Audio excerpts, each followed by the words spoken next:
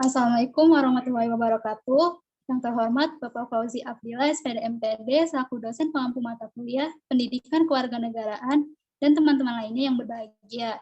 Pertama-tama, marilah kita panjatkan puji syukur kepada Allah SWT karena telah memberikan rahmat kesehatan dan keselamatan sehingga kami dapat memaparkan tentang dunia tanpa batas dan perkembangan teknologi untuk memenuhi tugas kami.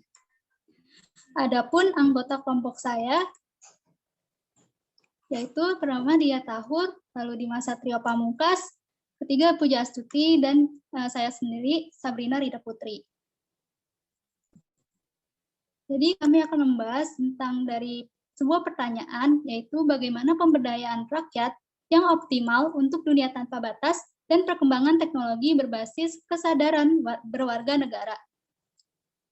Adapun topik-topik yang akan kami bahas, yang pertama itu dunia tanpa batas, yang kedua perkembangan teknologi, dan yang ketiga pemberdayaan rakyat. Salah satu pandangan adalah bahwa dengan dinamika yang berubah dalam pembangunan ekonomi di seluruh dunia dan laju kemajuan teknologi yang terus berlanjut, generasi sekarang dan masa depan pasti akan melihat dan mengalami dunia tanpa batas yang semakin meningkat. Jadi dunia tanpa batas itu apa sih? Nah, jadi dunia tanpa batas adalah konsep tingkat tinggi tentang bagaimana orang dan organisasi dapat bekerja, bertransaksi, beroperasi, dan benar-benar hidup dengan lebih efisien dan efektif. Dengan mengakses sumber daya yang mungkin belum pernah mereka miliki sebelumnya, dan mungkin pada saat yang sama terlepas dari lokasi dan waktu daerah mereka. Nah, bagi kami juga terdapat perbedaan antara dunia tanpa batas dengan globalisasi. Jadi, globalisasi itu adalah tentang integrasi makro dan harmonisasi kebijakan, praktik terbaik, budaya, pola pikir, dan infrastruktur untuk memungkinkan pembangunan ekonomi di seluruh dunia. Sedangkan, dunia tanpa batas adalah tentang distribusi dan memungkinkan individu untuk memiliki akses serupa. Dunia ini bisa menjadi tanpa batas, tetapi itu semua orang di dunia harus mendukung persatuan dalam keragaman yang hanya dapat terjadi jika orang memiliki pola pikir yang lebih luas. Dan ini dapat mengenalkan meditasi. Ini juga akan meningkatkan integritas. Setiap bangsa memiliki orang, budaya, tradisi, dan integritas mereka sendiri yang sesuai dengan sejarah mereka. Dan itu juga merupakan hak mereka untuk melindunginya. Karena nilai-nilai itulah yang membedakan suatu bangsa dengan negara lain di dunia. Nah, setiap bangsa ini memiliki nilai inti unik yang menandakan kebanggaannya. Jadi, itu harus disimpan terpisah dari yang lain dan menggunakan batu membuat garis kendali. Kalau tidak, itu mungkin akan melukai bangsa tertentu. Nah, lalu adapun dampak-dampak dunia tanpa batas terhadap beberapa bidang atau aspek, seperti yang pertama itu angkutan. Nah, dalam dunia tanpa batas ini, adanya aplikasi angkutan online seperti Grab, Gojek, dan Uber.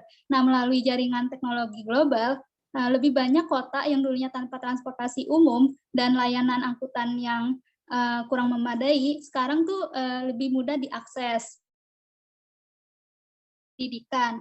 Nah, pendidikan semakin didemokratisasi dan diubah melalui platform pembelajaran teknologi online dan aplikasi pembelajaran mikro.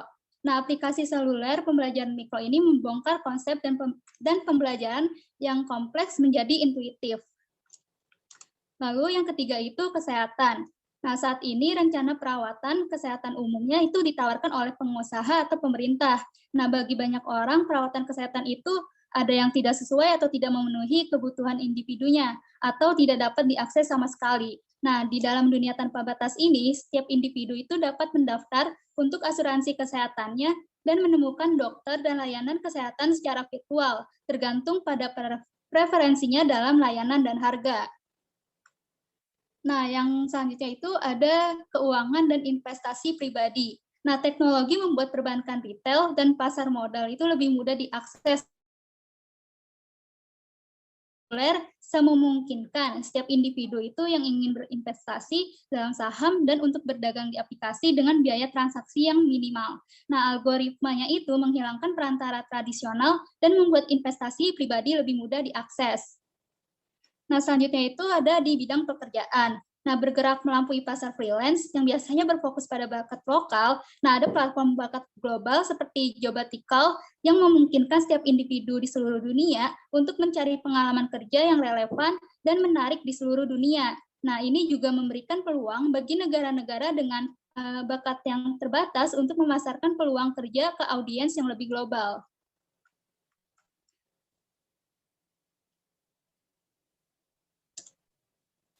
Baik, selanjutnya kita masuk ke dalam perkembangan teknologi. Kalau tadi sudah membahas mengenai dunia tanpa batas, maka selanjutnya perkembangan teknologi, di mana perkembangan teknologi ini kita tahu bahwa hal ini tuh memudahkan manusia untuk menjalani kehidupannya sehari-hari. Nah, kelompok kita yaitu grup G mengambil beberapa bidang yang memang sangat berkaitan erat dengan pemberdayaan rakyat. Di mana yang pertama itu ada bidang telekomunikasi. Bidang telekomunikasi ini merupakan suatu alat komunikasi yang membantu antar manusia saling terhubung satu sama lain. Sebelum adanya handphone dan email, telekomunikasi pertama itu adalah sinyal asap, di mana sinyal asap merupakan metode komunikasi tertua dan pertama kali itu digunakan pada tahun 200 sebelum Masehi, di mana sejarawan asal Yunani yaitu Polybius pada 150 sebelum Masehi menemukan cara untuk menggunakan sinyal asap sesuai alfabet. Sampai akhirnya handphone ditemukan oleh Martin Cooper pada 1973. Nah, dengan adanya teknologi informasi, kita tuh saat ini sudah bisa menggunakan beragam teknologi dengan lebih mudah, dapat melakukan komunikasi jarak jauh dengan mudah dan cepat, bahkan sampai ke mancanegara. Hingga semua orang itu dapat merasakan kemudahan dalam berkomunikasi melalui media sosial yang ada di smartphone ke semua orang yang ada di dunia. Tidak hanya dalam hal komunikasi, tapi dalam mencari dan mendapatkan berita, saat ini tuh masyarakat sudah sangat mudah mendapatkannya. Tidak harus menggunakan surat, koran, ataupun antar mulut agar mengetahui suatu informasi. Lalu yang kedua, ada bidang pendidikan. Dalam bidang pendidikan ini, perkembangan teknologi itu juga dapat dirasakan, di mana seiring berjalannya waktu, perkembangan teknologi ini tuh dapat kita manfaatkan melalui misalkan media internet untuk menambah wawasan dan pengetahuan yang mungkin tidak bisa kita temukan di sebuah buku, yang tidak bisa kita temukan di sebuah buku. Nah, di media internet ini kita bisa menemukan buku-buku yang berbentuk elektronik, di mana saat ini itu juga kita melakukan pembelajaran tidak perlu datang ke kelas di mana dengan perkembangan teknologi mulailah muncul software ya, kelas online yang biasa kita kenal dengan Google Classroom. Selain itu, dalam hal pendaftaran sekolah yang dulunya harus datang langsung ke sekolah yang diinginkan, sekarang sudah mulai menerapkan registrasi berbasis online yang dinilai sangat menghemat waktu dan lebih efisien. Bahkan saat ini sudah ada universitas yang memberikan fasilitas belajar mengajar melalui jarak jauh, melalui perantara internet juga seperti aplikasi video conference seperti Zoom, Google Meet, dan sebagainya. Nah, saat ini tuh pendidikan bukan lagi hanya sekedar berkiblat pada buku dan guru, dan para peserta didik sudah dapat dengan mudahnya memanfaatkan teknologi, di mana mereka menggunakan sosial media seperti Instagram, YouTube, TikTok, dan sebagainya untuk mencari materi belajar, mengasah kemampuan, dan mengeksplor pengetahuan yang mereka ingin tahu. Di mana hal ini sangat memudahkan para masyarakat untuk meningkatkan sumber daya manusia dan mengimbus diri mereka agar menjadi generasi yang unggul. Lalu yang ketiga, ada bidang kesehatan, di mana contoh perkembangan teknologi lainnya yang kita bisa rasakan saat ini adalah bidang kesehatan, di mana bisa dibilang teknologi itu amat sangat berjasa dalam bidang manajemen di klinik. Jika dulu pencatatan riwayat kesehatan hanya dalam sebuah berkas yang ditulis tangan, sekarang pencatatannya itu bisa dilakukan melalui arsip yang ada di komputer. Ini tuh memudahkan para petugas untuk dapat merekam medis pasien dengan cepat dan memudahkan para dokter untuk menemukan rekam medis yang sudah bertahun-tahun lamanya. Nah, bukan hanya di bidang administrasi, dalam hal klinisnya, itu contohnya saat kita melakukan check up mata, di mana dahulu menggunakan kertas saat pengecekannya. Nah, saat ini tuh sudah menggunakan media berbentuk alat komputer untuk mengecek mata dari seorang pasien.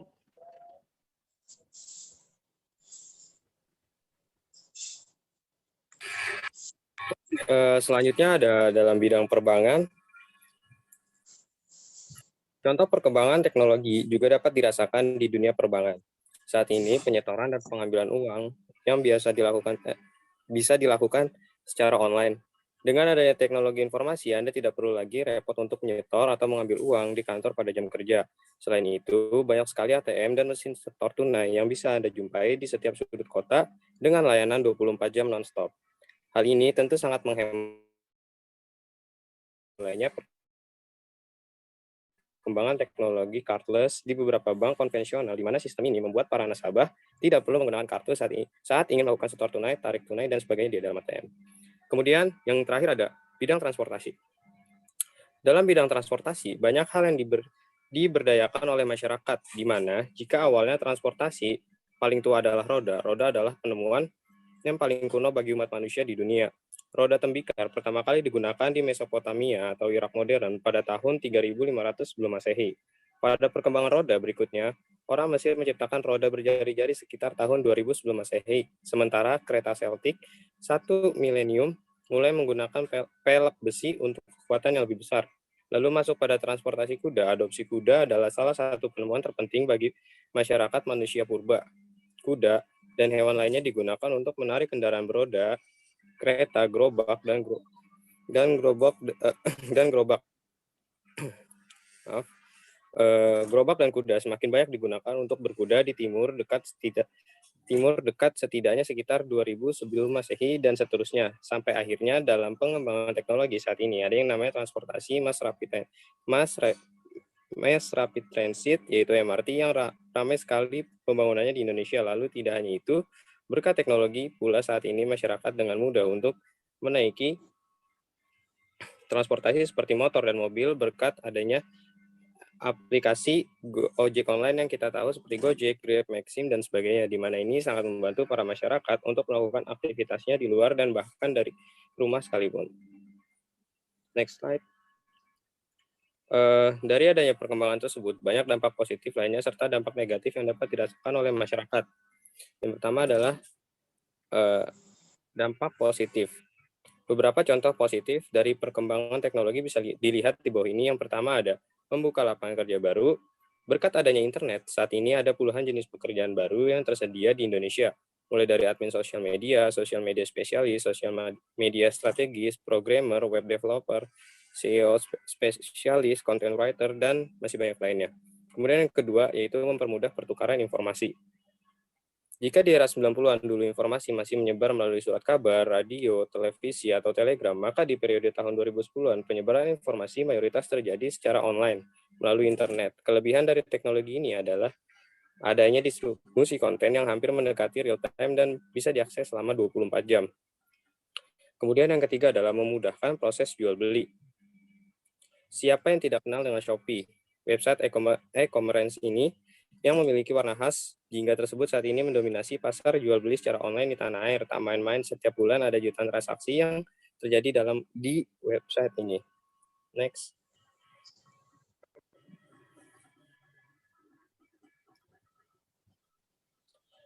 Selanjutnya ada dampak negatif. Beberapa contoh dampak negatif perkembangan teknologi bisa dilihat melalui daftar berikut ini. Yang pertama itu menurunnya sosialisasi antar manusia. Salah satu akibat dari munculnya alat komunikasi adalah mulai berkurangnya sentuhan atau interaksi antar manusia secara langsung. Saat ini, mayoritas orang bahkan terkesan menggampangkan karena apa-apa sudah bisa dilakukan secara online. Kemudian yang kedua adalah teknologi menggantikan manusia. Sejarah revolusi industri yang terjadi di Inggris pada periode 1800 di bidang pertanian, manufaktur, pertambangan, transportasi, dan teknologi.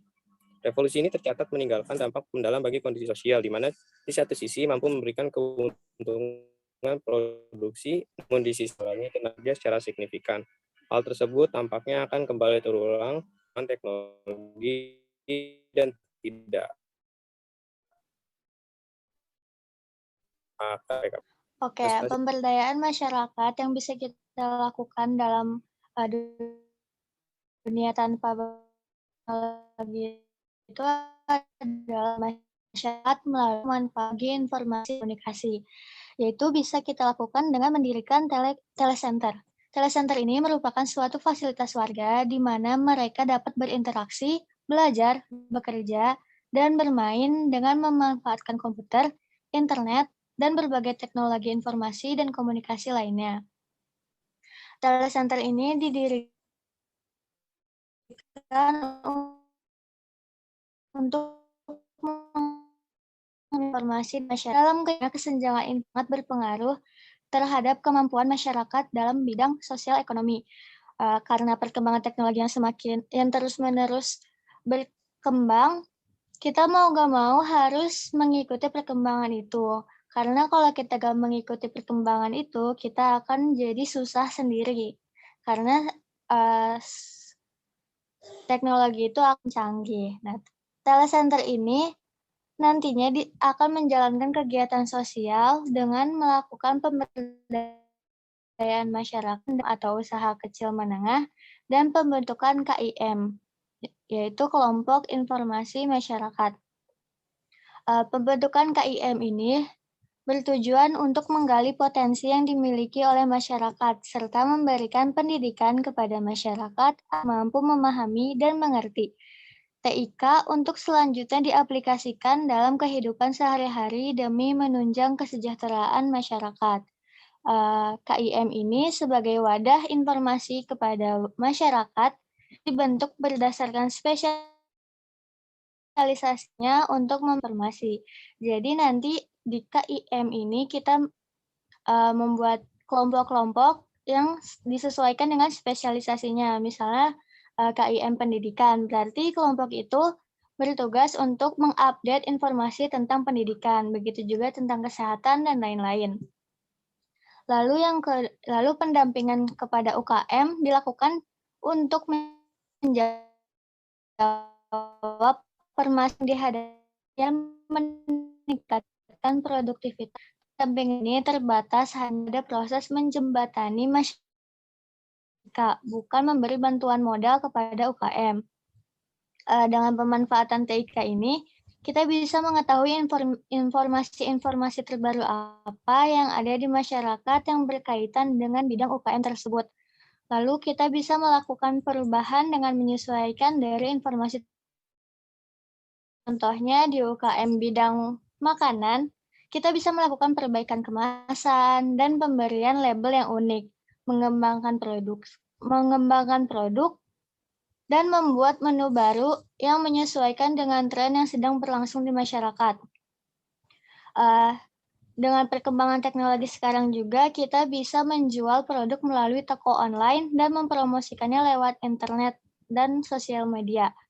Nah, diharapkan nantinya dengan kegiatan ini dapat meningkatkan produk kualitas, pemasaran, dan keuntungan dari UKM.